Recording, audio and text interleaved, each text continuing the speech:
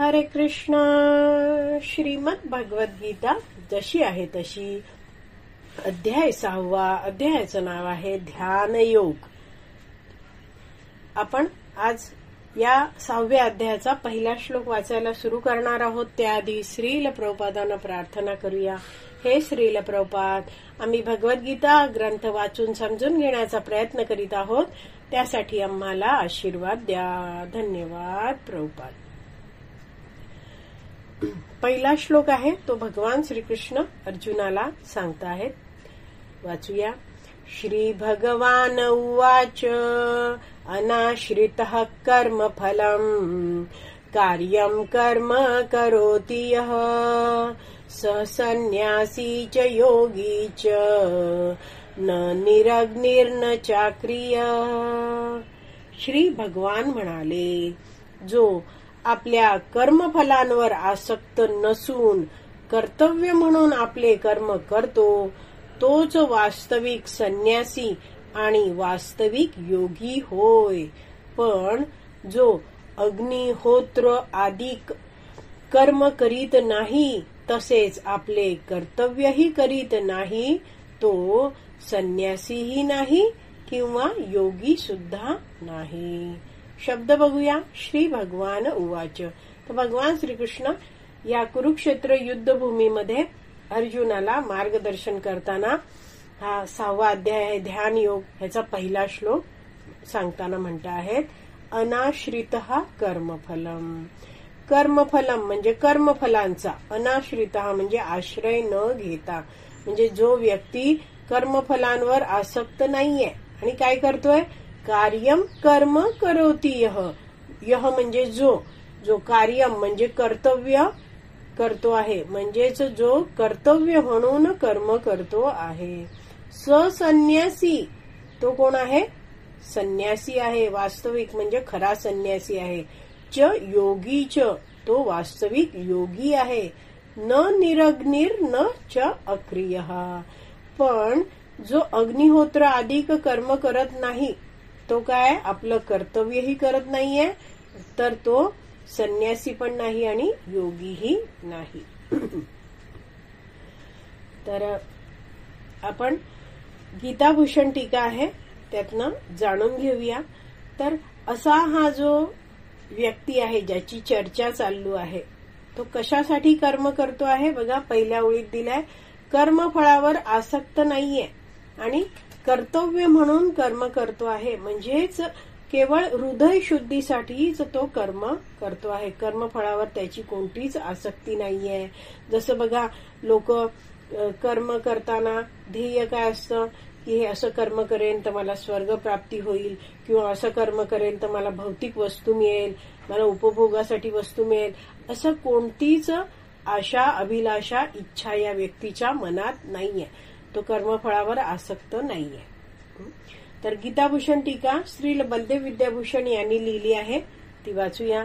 जो निष्काम कर्मयोग करून शुद्ध झाला आहे आणि ज्याने आपल्या मनावर विजय प्राप्त केला आहे, त्या व्यक्तीसाठी या 6व्या अध्यायात अष्टांग योगाचा विधी भगवान श्रीकृष्ण देत आहे. तर कोण अष्टांग योग करू शकतो, जो स्वतः निष्काम कर्मयोग करून शुद्ध झाला आहे, त्याच्या मनावर त्याने विजय प्राप्त केला आहे, तो हा अष्टांग विधी करू शकतो, असं भगवान श्रीकृष्ण अर्जुनाला सांगतायत. ज्याचं मन अस्थिर आहे आणि त्यासाठी स्थिरतेचे उपायही या अध्यायात दिले आहेत.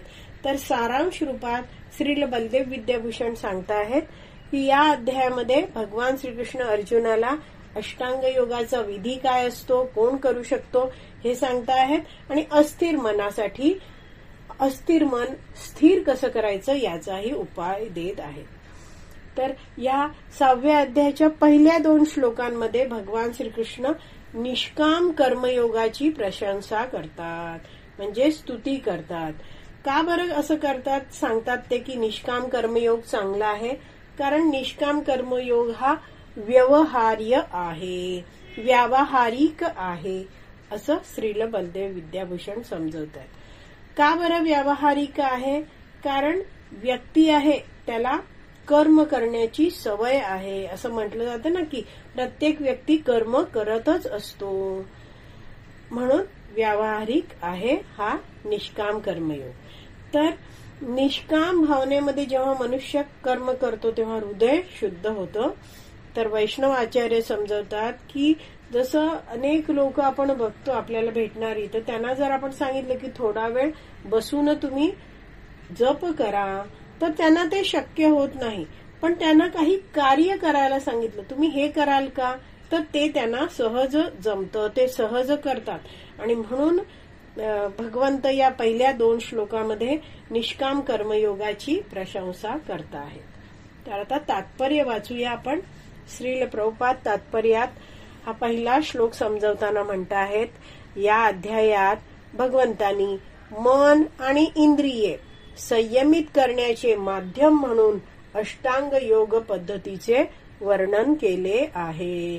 तर अष्टांग योग पद्धतीमध्ये काय होतं, मनुष्य काय करतोय, मन आणि इंद्रिय संयमित करतो आहे.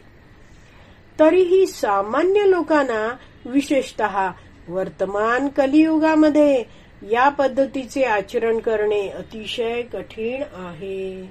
तर आता हे जे कलियुग आहे त्यामध्ये लोकांची मनं सदैव विचलित असतात, इंद्रिय आहेत ती कधीच संयमित नसतात. त्यामुळे हे जे अष्टांग योग करणं आहे ते कसं आहे, कठीण होतं आहे. जरी या अध्यायात अष्टांग योग पद्धतीची शिफारस करण्यात आली असली तरी भगवंत विशेष जोर देऊन सांगतात की कर्मयोग अथवा कृष्ण भावना भावित कर्म करणे हे अधिक श्रेष्ठ आहे. तर जसजसं आपण हा अध्याय वाचणार आहोत तर त्यामध्ये भगवंत जरी या अध्यायाला ध्यान योग म्हटलेलं आहे, ध्यान योग आणि ह्यात अष्टांग योगाचं सगळं वर्णन केलेलं आहे, तरी जसं जसं आपण हा अध्याय वाचत जाऊ, जसं जसं श्लोक शिकत जाऊ तसं तसं आपल्याला लक्षात येतं की भगवंत कर्मयोग किंवा कृष्ण भावनाभावित कर्म करणं हेच श्रेष्ठ आहे असं समजवत आहेत. पुढे वाचूया. या जगामध्ये प्रत्येक मनुष्य आपले कुटुंब आणि त्यांच्या साधनांच्या पालन पोषणार्थ कर्म करीत असतो. तर या जगतामध्ये आपण बघतो लोकांना, त्या प्रत्येकाची धडपड काय चालू असते की मी कर्म करेन जेणेकरून मला आणि माझ्या कुटुंबाला सर्व साधन संपत्ती मिळेल, आमचं पालन पोषण नीट होईल. परंतु कोणीही काहीतरी वैयक्तिक स्वार्थ, वैयक्तिक तृप्ती वाचून, मग ती व्यक्तिगत असेल किंवा व्यापक असेल, कर्म करीत नाही. तर आता काय म्हटलं आहे की कोणताही व्यक्ती काहीतरी वैयक्तिक स्वार्थ, म्हणजे प्रत्येक कार्य करताना मनुष्याचा वैयक्तिक म्हणजे स्वतःचा काहीतरी स्वार्थ असतो. व्यक्तिगत तृप्ती हवी असते. प्रत्येकाला कोणतंही कार्य करताना काहीतरी स्वार्थ असतो. मला माझ्या कुटुंबाला आनंद मिळाला पाहिजे, वैयक्तिक तृप्ती, मला समाधान शांती असं मिळायला पाहिजे. तर हे जर नसेल तर मनुष्य कर्म करणार नाही. पुढे म्हटलं आहे की ही तृप्ती कशी व्यक्तिगत असेल किंवा व्यापक असेल. तर तृप्ती कशी असते, एकतर व्यक्तिगत स्वतःसाठी तृप्ती, किंवा हा व्यक्ती आहे तो मोठं समाजसेवेचं कार्य करतो आहे तरी त्या कार्यामागे काहीतरी स्वार्थ दडलेला असतो. तर हे जरा नीट जाणून घेऊया. तर असं जर काही स्वार्थ नाहीये, वैयक्तिक तृप्ती नाहीये, तर कोणीच कर्म करायला जात नाही.